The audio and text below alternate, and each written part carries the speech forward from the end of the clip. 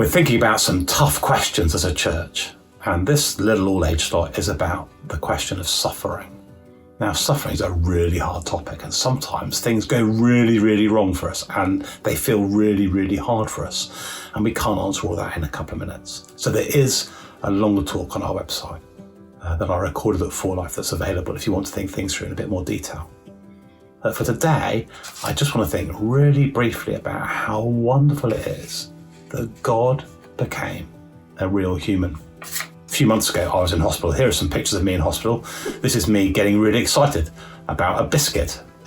And here's one of me when I was finally allowed outside. And you can see just some of the bandages I was wearing because I'd had my severe burns.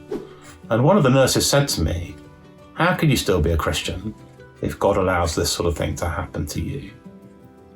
And I was able to say to her, the wonderful thing about the God we know in Jesus is I don't have to explain suffering to God, but God chose to come to earth to suffer. Let's think about that together. Here's what Paul says in Philippians chapter 2, that Christ, the eternal Son of God, the one who from forever has always been the Son of the Father, didn't cling on to being God, but became a real human. Paul says he made himself nothing, taking on the nature of a servant and being found in human likeness. So God in Christ becomes a real human.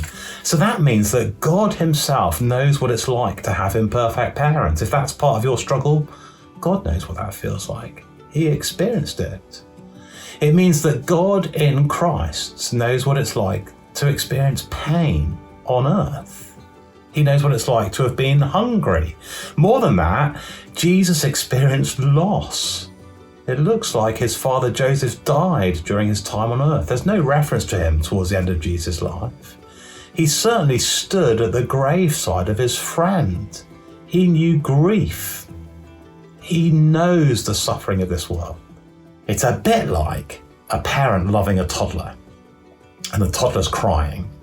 And imagine if the parent could not just care about the toddler, but could actually become them.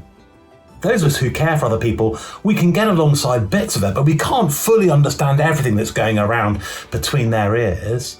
But God in Christ becomes a real human in a wonderful way. He becomes us. So he knows what suffering's like. I don't have to explain it to him. He gets it. But Jesus didn't stop there. Not only did he experience real human suffering as a real human, but he came to earth to die on a cross. Paul goes on in Philippians, and being found in appearance as a man, he humbled himself, becoming obedient to death, even death on a cross. Not only do I not have to explain suffering to God, but God in Christ willingly took on the worst suffering ever, the worst suffering imaginable, and he did it for me and for anybody that will trust in him. And he did that so that he could end suffering for anyone forever. Friends, whatever suffering you and I are going through, these truths are wonderful comfort.